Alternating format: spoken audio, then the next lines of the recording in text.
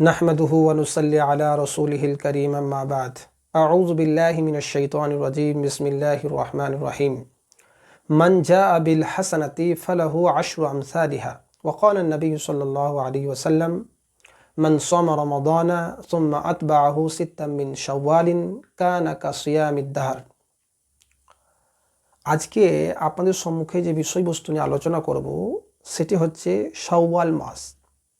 শাওয়াল মাসের কি ফজিলত এবং এই মাসে আমাদের কি করণীয় সেই বিষয় নিয়ে সংক্ষিপ্ত আলোচনা।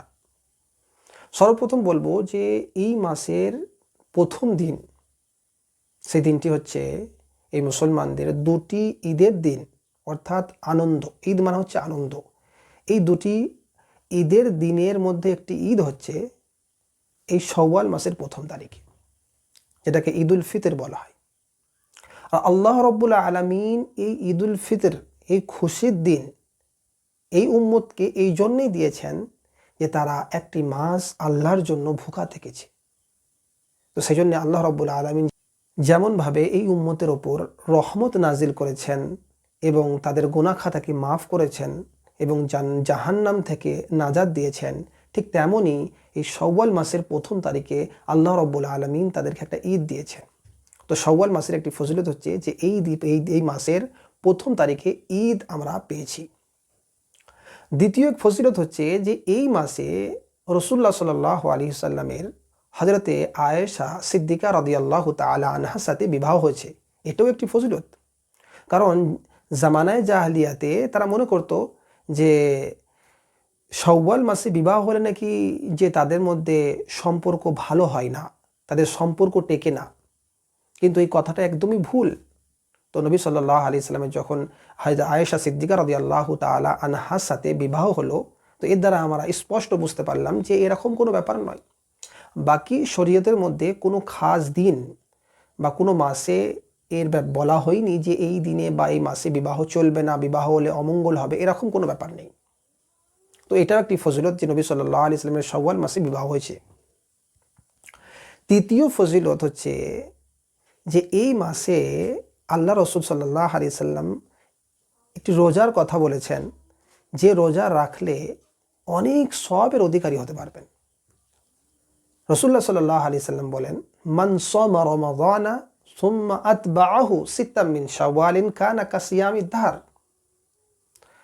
রাসূলুল্লাহ সাল্লাল্লাহু আলাইহি সাল্লাম বলেন যে কেউ যদি রমজান মাসে রোজা রাখে, তারপরে সে শাওয়াল মাসের 6টি রোজা রাখলো, সে যেন সারা বছরের রোজা রাখলো।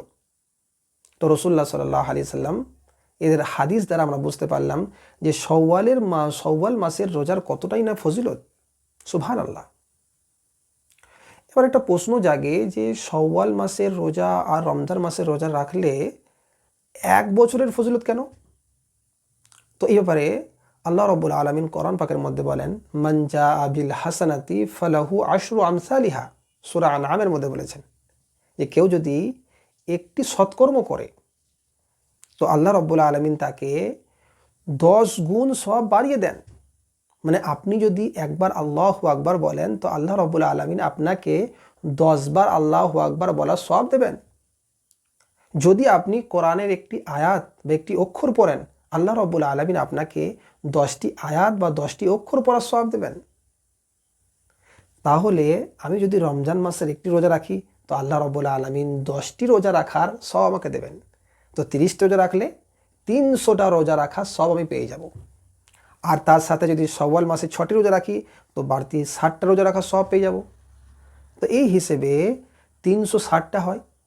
আর আরবি মাস ইংরেজি মাসের চাইতে কিছুদিন কম হয়, সেজন্যে বছর হওয়ার জন্য 365 দিন হওয়া জরুরি নয়। শাওয়াল মাসের রোজার ব্যাপারে কিছু প্রশ্ন আমাদের মনে জাগে।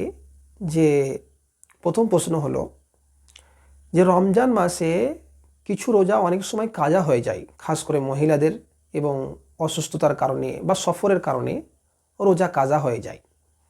তো শাওয়াল মাসের রোজার ব্যাপারে তো আমরা জানলাম। তো শাওয়াল মাসের রোজা প্রথমে রাখবো না কাজা রোজাগুলো প্রথম আদায় করব? তো এই ব্যাপারে জেনে রাখা দরকার যে সর্বোত্তম হচ্ছে যে আপনি কাজা রোজাগুলো প্রথম আদায় করেন, তারপরে শাওয়াল মাসে রোজা আদায় করেন। কেউ যদি মনে করেন যে না আমি এখন শুধু শাওয়াল মাসের রোজা রাখতে চাই আর কাজা রোজা অন্য কোনো মাসে রাখবো, তো এরও অনুমতি আছে।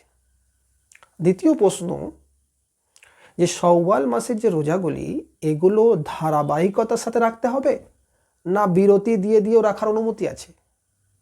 তো এই ব্যাপারে জেনে রাখা দরকার যে আপনি শাওয়াল মাসের রোজাগুলো ধারাবাহিকতার সাথেও রাখতে পারেন, আর যদি চান যে বিরতি দিয়ে রাখবো তারও অনুমতি আছে। যখন ছুটি পেলেন বা একদিন রাখলেন, দুদিন ছাড়লেন, এর অনুমতি আছে। তৃতীয় প্রশ্ন হলো যে অনেকেই বলেন যে কাজা রোজার সাথে যদি আমি শাওয়াল মাসের রোজার নিয়ত করে নিই তাহলে কি শাওয়াল মাসের রোজা আদায় হয়ে যাবে? তো জেনে রাখবেন, কাজা রোজার সাথে যদি আপনি শাওয়াল মাসের রোজা নিয়ত করেন তাহলে কিন্তু আপনার শাওয়াল মাসের রোজা আদায় হবে না। আপনি যদি চান কাজা রোজা রাখবো তো আপনাকে আলাদাভাবে রাখতে হবে, আর যদি শাওয়াল মাসের রোজা রাখতে চান সেটা আলাদা রাখতে হবে, একসঙ্গে দুটি রোজা আদায় হবে না। তো এতক্ষণ পর্যন্ত আমরা বুঝতে পারলাম যে শাওয়াল মাসের কতই না ফজিলতপূর্ণ মাস, আর এই মাসে খাস করে যে 6টি রোজার ব্যাপারে আমরা বললাম। আল্লাহ রাব্বুল আলামিন আমাদের সকলকে এই 6টি রোজা রাখার তৌফিক দান করেন। আরেকটা বিষয় কিন্তু আমাদের খেয়াল রাখতে হবে, সেটি হচ্ছে যে কাউকে এই শাওয়াল মাসের রোজার জন্য জোর করা যাবে না, কারণ এই রোজা সুন্নাত।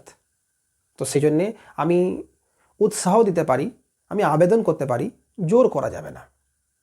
তো আল্লাহ রাব্বুল আলামিন যেমনভাবে আমাদেরকে রমজান মাসের রোজা রাখার তৌফিক দান করেছেন, ঠিক তেমনভাবে আমাদের সকলকে এই শাওয়াল মাসের রোজা রাখার তৌফিক দান করেন এবং আমাদের সকলকে 1 বছরের সওয়াব হাসিল করার তৌফিক দান করেন।